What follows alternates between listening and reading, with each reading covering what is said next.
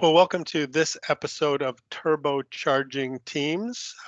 In this episode, we're going to talk about some of the newly kind of released or announced features from Microsoft Ignite. And I'm going to say that this is going to be our most insightful episode ever because I'm going to talk about some of the new insight features that have been talked about. So there's a number of insights that are announced for Teams and Office 365. The first I want to talk about is called the productivity score. This has been in private preview for a while. It goes GA in October. And up on the upper right, this kind of Microsoft's catchphrase, the idea is that the visibility to understand your organization plus these reports, insights, help you can identify some areas for improvement and therefore take action. So near number one, you can see that that should show up in your tenant when for everybody, hopefully in October. And the productivity score gives you some indication. It's similar to the secure score, which talked about security and compliance. This looks at a number of different areas. And I'm not going to do a deep dive here. I just wanted you to know it's available. And let me introduce a few of the things that it speaks to. So it gives you some insights into meetings, and then some kind of ideas around best practices. Now, with all of these analytics insights, you have to kind of understand what in this case Microsoft thinks is a best practice. So doing screen shares and turning on video is something that they or their belief, or sometimes they have research backed suggestions. They think that makes the meeting more engaging. So in this case, it's saying video is used in 35% of the meetings, and you get graphs over time to show you what you're doing right according to best practices. And so you can take a quick look at some of those things. And then as well, outside of behavioral things, one of the things that I like is the productivity score also looks at some of the what they call the technology experience. If you turn on the endpoint manager, you get some endpoint analytics. But even without that, you get some comments on network connectivity. That gray bar represents the recommended where you should be, and you can see fluctuations over time. And then in terms of app health, that's really do your users and your users' devices, do they update on one of the recommended update channels? So do they get regular updates to the apps, which is important both for features but also for security. So that's productivity score insights. The other thing that Microsoft announced at Microsoft Ignite is that they're bringing insights into Teams, and I'm going to talk about, so there's some personal insights, some manager insights, and some leader insights. So this is powered by My Analytics. You may be getting like a My Analytics email and giving you some tips around your behavior. This now will be surfaced into Teams, and it does things like number one, identify meeting conflicts and allow you to just with one button reschedule. Remind you of commitments. So this is uses some of the Cortana AI. So to look at your emails, and if I say, "Hey Dino, I'll send you that tomorrow," it kind of says, it just reminds you, "Hey, you made what looks like a commitment," and you can click done or not. And then it also prompts you to schedule focus time. Microsoft considers focus time to be 2-hour blocks of time where you can kind of work on something. So those are personal insights, and those are coming to Teams. But I think more exciting is like things like manager insights. So in this case, you see, for instance, maybe I'm not being a good manager. So by number one, it says that 30% of, let's say my team has less than 15 minutes of one-on-one time with managers each week. And, if I look at my team and we're number two, it's like I am bad compared to other teams in the organization because my team only spends, 0.7 hours, whereas teams like mine, and Microsoft is saying that it's going to aggregate in a privacy neutral way. Other teams, both statistics from inside your organization, but also from outside your organization, but in the same industry with the same kind of composition. Not sure how they're going to do it, but it sounds awesome. And then with number three, it provides not only the insights, but then, the recommended action. And other areas of insights for managers include things like the amount of time your team is spending on after hours collaboration. Do they have focus time, meeting effectiveness, cross-company connections? Are you collaborating widely?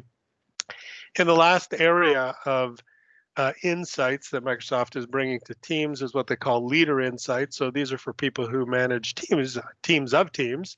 And really it's designed to help answer questions like, are your employees overall at risk for burnout? Are people maintaining strong internal connections? And are relationships with customers being maintained? So certainly things that leaders are interested in as we move into more of a distributed work environment. There's a lot of information, but once again, we wanted to make you aware that this is coming so you can kind of go do your homework. The last thing that's pretty interesting is this concept of a virtual commute. And it's like, I think one of the benefits for working from home is people don't have to commute. So why would you want a virtual commute? Some research that Microsoft did suggested that having an end of day experience and a beginning of day experience to transition from kind of home focus to work focus was actually helpful, and people were missing that. So where the red A is, you see this concept of a virtual commute. You can have different types of activities to kind of close out your day. So number one, some suggestions that maybe you praise your team. Dino, you're doing a fantastic job. There you go. And then in number two, if there's some one-on-ones or other activities that you haven't undertaken, the suggestion there to do that. Something that they're calling reflection, which is to think about your day and just to record, okay, well, how did you feel that it went? And they're talking about harvesting some of those emotional trends to see both you personally, but also then on aggregate, and be aware of maybe some issues that people are having. And lastly, through a new partnership with Headspace, the details of which it's not exactly 100% clear, but Headspace is one of the leading meditation apps. And so they're building that in so that you can, as opposed to drive, maybe you would drive home or whatever, however, take the transit and listen to a podcast or music. Here you can do a short kind of meditation as part of your winding down. So that's the insights and end of day experience coming to teams. But when and how do you get some of this goodness? Here's a roadmap. A number of these, the more basic things, are starting to roll out in October, so pretty soon. And then some of the things, like all the components of the virtual commute, I would say, these are coming, but they're more some aspirational. And one thing to note is that while the individual insights are available, basically the manager, so the team and leader insights do require that you're a workplace analytics customer, and that ends up being an add-on license that the list price is $6 per user per month. But some exciting things in the whole kind of wellness area that Microsoft announced at Ignite. And with that, Dino, over to you. Thanks, Kevin. That was very insightful good pun. As you started, yeah. So I'm going to just talk a little bit more about like what's new in the actual Teams client. I mean, there was a sort of a bunch of different announcements that you can key in. I think there was at least a dozen areas where Microsoft's going to be adding new functionality to the Teams client. So I'm going to start off with approvals, when this will be generally available in October. So this would be the scenario where you're looking to do a simple approval flow process. You might have an expense to submit to your manager, or perhaps you're working on a document that you would like to have approval before you proceed with publishing it, for example. So, and approvals is this new functionality that's coming out. And what I'm showing here is, just by mentioning the approvals bot, you can bring up the approvals app. And I'm doing it here in line in a channel conversation. So I'm just asking approvals to create an approvals. In this case, I'm asking Kevin to approve the final deck for our turbocharging teams episode. So I've created a deck, I've attached it into this approval. Kevin then gets a notification and can either approve or reject it. So, they've made it really simple to do these simple approval flows. And I think it's going to be quite useful for a lot of people just to be able to move things around. Previously, you would have had to perhaps gone with a third-party app, maybe used Outlook to move documents back and forth. I think this makes it a little bit simpler, and then you can see all of your approvals all within your activity feed, which is quite convenient. And next up, we're going to be talking about breakout rooms, which again, coming in October. This was another sort of well sought out, well talked about concept and idea. A lot of people, I think it was one of the #1 items in user forums for Teams. And this again is the concept of you're in a meeting, and then within that meeting, you often need to be able to break out into small groups to work on different tasks. So that was a concept that was familiar to you when you were in actual live meetings, when you were in a room with other people, and you might go off and break away and work on some things. So the notion of virtually being able to do that was something well sought after in the Teams space. So Microsoft's introducing breakout rooms. You can see here there's a meeting taking place. The author or the meeting organizers created 4 different breakout rooms for people to go in, and they pre-assign the users to be into those rooms. So then the users within that meeting would just enter into that meeting breakout room, work on their content. Maybe they're whiteboarding, maybe they're working on a document. And then the organizer can bring them all back into the main meeting, and all of their content is captured and reviewable in the body of the main meeting as well. So this is something I look forward to looking at and testing a lot. I know a lot of my customers are asking for this feature, so it'll be exciting to see it in action. Well, and this is one thing that already exists in Zoom. So I think a perfect example of how I think Microsoft is being very responsive, but it's good for everybody that there are some competing products. 100%. Right? Yeah. Yep. For sure. It's healthy competition. Next up, also coming later this year, is the meeting recap functionality. And so this is an interesting idea, because often you'll have a meeting and there's documents taken, maybe there was some notes, transcription was on, that was recorded. And it, even though Teams makes it a lot better than, say, the Skype for Business days, it was still difficult sometimes to find content all in one place. So what they're doing here is being able to take all that content and leave it in the meeting, so you can just quickly go back to the meeting chat and find it all in a details tab. So here you can see a details tab.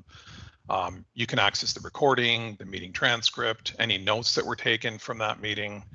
There was a PowerPoint deck that was presented, so you can see what the original meeting details were below, and who actually accepted the meeting and who was in the meeting, who declined it, and then the optional people and what rooms the meeting was in. So I like this a lot, because it makes it super simple for you to go and find all your content details for any meetings.